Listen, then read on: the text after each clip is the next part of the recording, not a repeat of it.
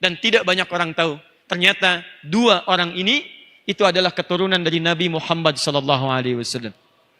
Kiai Haji Ahmad Dahlan bin Kiai Haji Abu Bakar.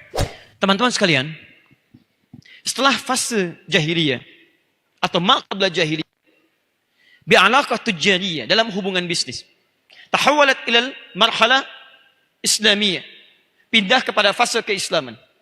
Tahawalat ila marhala da'wiyah, pindah kepada fase dakwah. Hubungannya pindah ke fase dakwah, datang di Nusantara, sampai jadi kemudian kerajaan-kerajaan Islam hadir di Nusantara. Ada Samudra Pasai, sampai kerajaan Demak, sampai dengan ke Bugis, sampai dengan ke Timur, sampai dengan ke Ambon, dan seterusnya. Secara singkat, setelah berkembangnya nilai-nilai keislaman di Nusantara itu, difikirkanlah oleh para tokoh-tokoh kita pada masa itu, supaya Islam mesti berkembang dengan benar di negeri tercinta itu. Maka dikirimlah ulama-ulama besar, atau orang-orang terbaik di zamannya, untuk belajar sampai dengan ke Haramain.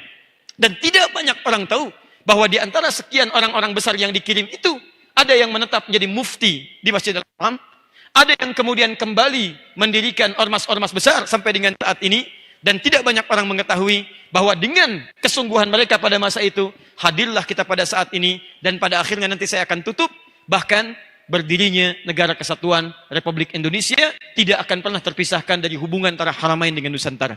Poin pertama. Agak cepat.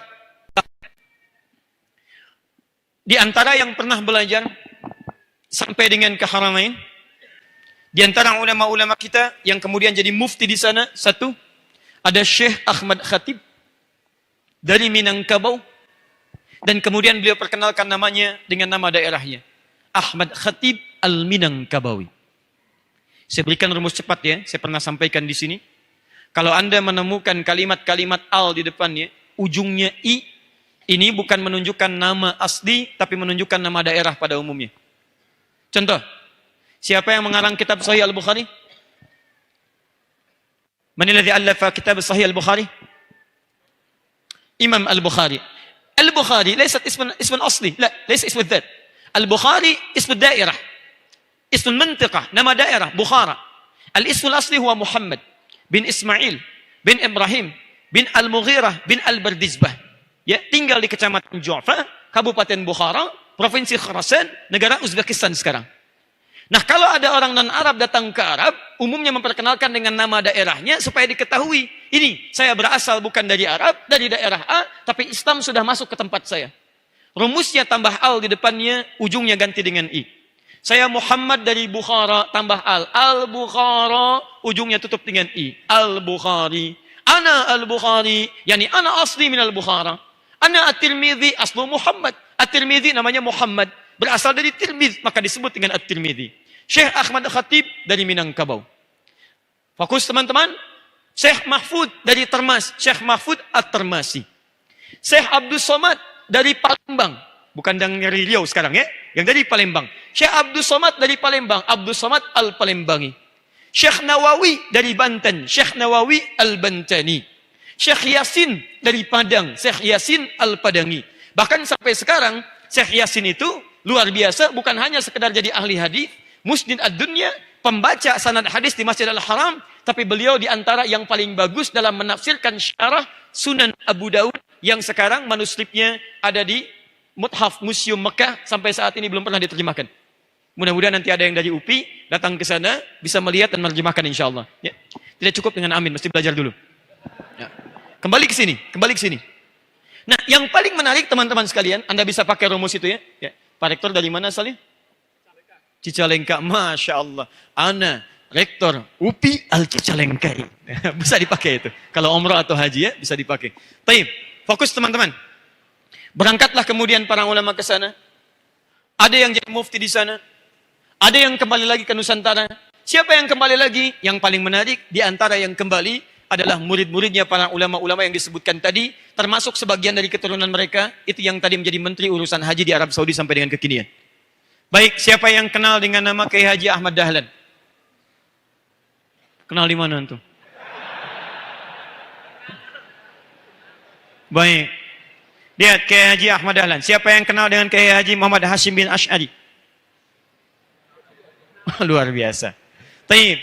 Kiai Haji Ahmad Dahlan mendirikan apa? Muhammadiyah, tanggal berapa?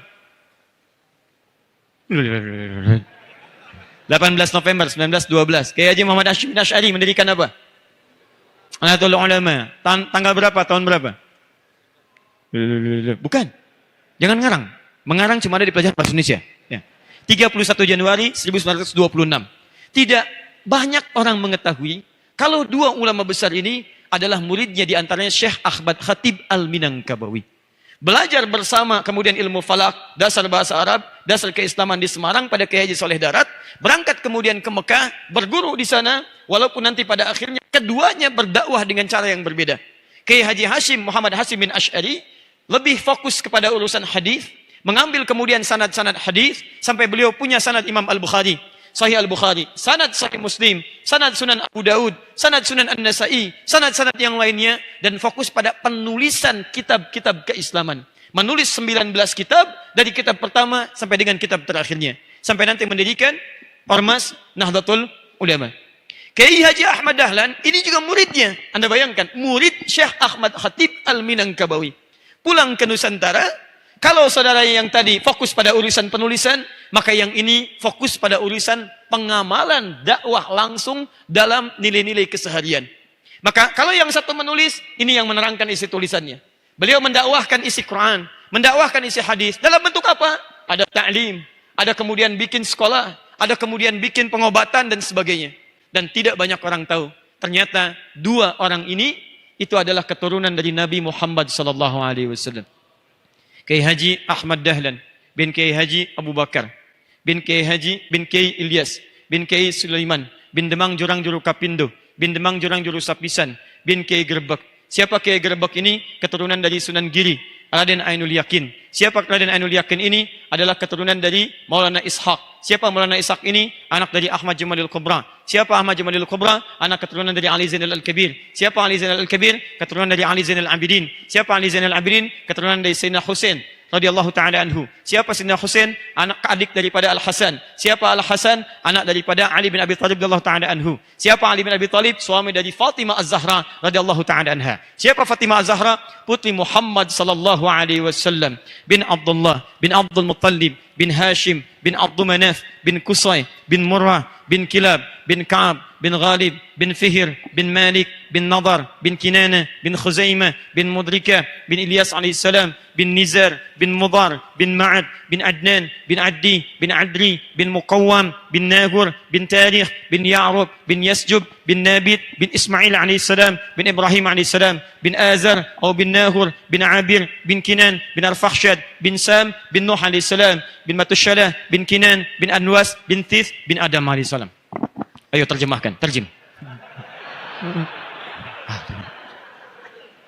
Yang bayangkan, yang datang ke Haramain ulama besar, datang ke Haramain keturunan Nabi, datang ke Haramain untuk belajar, datang ke Haramain untuk menimba ilmu, pulang dari Haramain mengajar, pulang dari Haramain mendirikan ormas besar, pulang dari Haramain berdakwah. Luar biasa.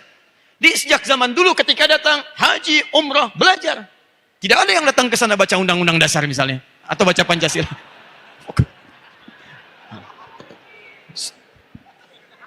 Fokus pada bahasan kita, jangan dipotong video saya. Baik, teman-teman sekalian, itu luar biasa. Maka dari itu kalau kita ingin katakan hubungan kita dengan Haramain ada hubungan bisnis. Jadi kalau mau bisnis silahkan.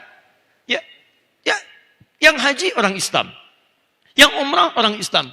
Masa yang jualan yang tidak beriman? Tidak ada masalah. Ada yang investasi bikin hotel, ada yang investasi bikin belanjaan, ada yang investasi jualan. Dan disebutkan di Quran. Silahkan. Anda buka Quran surah kedua Al-Baqarah. Dari ayat 198 sampai dengan ayat 199. Laisa alaikum junahun an tabtaghu fadlan min rabbikum. Hei, tidak ada dosa bagi kalian kalau saat musim haji tiba, ada di antara kalian yang tidak berhaji tapi ingin berjualan. Karena itu jangan kaget, 3 bulan sebelum musim haji, kami pernah bertugas di Mekah tahun 2010, itu sudah ada orang-orang yang menyiapkan. Ada yang jualan sajadah, ada yang jualan tasbih, ada yang jualan mushaf, ada yang jualan oleh-oleh, ada yang jualan cenderamata, ada yang jualan buah hati. Demi Allah saya katakan, bahkan sebelum antum datang ke sana, mereka sudah berusaha belajar bahasa Indonesia. Ibu murah. Masya Allah, padahal mahal. Betul. Di Jeddah cuma 3 real, di sana 9 real. Murah. Luar biasa. Tapi poinnya, dia mau belajar bahasa Indonesia. Kalau bahasa Indonesia tidak penting, mustahil mereka tidak pelajari. Kalau bahasa Indonesia tidak penting, mustahil ada fakultas dipelajari di UPI. Ada jurusan bahasa Indonesia, Pak? Tidak salah-salah amat itu. Baik. Ada, berarti penting. Dan pentingnya bahasa Indonesia itu ketika dibuktikan di tanah haram sampai dengan saat ini bukan hanya menunjukkan hubungan bahasa, tapi ada hubungan kekerabatan yang sangat dalam di dalamnya. Silakan dagang, gak ada masalah. Zaman jahiliyah orang dagang, zaman sekarang dagang. Cuman zaman jahiliyah penuh dengan riba, penuh dengan tipu-tipu. Zaman sekarang hilang ribanya, hilang tipu-tipunya. Jadi mohon maaf, kalau sekarang ada pebisnis coba menipu, dia terlambat. Kalau ada pebisnis mencoba riba, dia ketinggalan. Karena orang jahiliyah sudah duluan. Demi Allah saya katakan, sudah duluan. Ya, dan mereka tobat. Ini luar biasa. Orang jahiliyah, orang kasar, suka nipu, suka riba, tobat. Anda sudah keluar dari jahiliyah. Apa kemudian Anda bisa lebih hebat daripada orang jahiliyah? Silakan, Anda yang mengaku keluar dari jahiliyah, seharusnya lebih jauh dibandingkan dengan orang-orang di sifat zaman jahiliyah. Islam datang, hilang keburukan. Islam datang, hilang celaan. Jika zaman jahiliyahnya sudah hilang, Anda kembali dengan perbuatan seperti itu, ada yang salah dengan keislaman yang telah kita praktekkan saat ini. Paham? Terakhir, fokus ini. Ini yang paling luar biasa. Saya sangat bersyukur pada Allah. Ternyata tiga hubungan ini, baik bisnis, baik ibadah. Saya cek, orang Indonesia ada yang jualan di Mekah? Ada. Sampai jualan bakso orang Indonesia. Silahkan cek kalau nggak percaya. Saya belum pernah lihat ada orang Cina jualan bakso di Mekah. Pasti orang Indonesia. Pasti itu, ya, teman-teman dari Madura dan sebagainya. Itu pasti itu. Silahkan cek, yang jualan nasi uduk, nggak ada orang Jepang jualan nasi uduk, orang kita. Jadi dijaga oleh Allah hubungan ini yang luar biasa. Dari perdagangan sekarang masih ada. Haji umrah sekarang masih ada. Ada. Dan yang terakhir, ini yang saya ingin pertahankan. Dan kita dapat kabar gembira untuk bagian terakhir ini. Ada hubungan ilmiah. Hubungan pengetahuan yang harus kita pertahankan sampai dengan kekinian.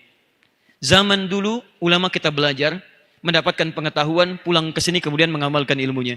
Maka saya mohon zaman sekarang supaya tidak terputus nilai-nilai hubungan keilmuan itu, kita harus kembali kembangkan hubungan itu untuk mengembangkan nilai-nilai keislaman kita sampai dengan di masa yang akan datang. Kalau dulu kampusnya ada di Mekah, ada di Madinah dalam bentuk masjid, sekarang terbuka, di Mekah ada Ummul Qura, di Madinah ada Jamiah Islamiyah, ada juga kemudian di Jeddah, King Abdul Aziz University, cabangnya dibuka di beberapa tempat di dunia ini. Maka saya berharap setidaknya kita mesti manfaatkan peluang-peluang ini untuk mengembangkan nilai-nilai hubungan yang sudah terajut abadi sejak masa lalu.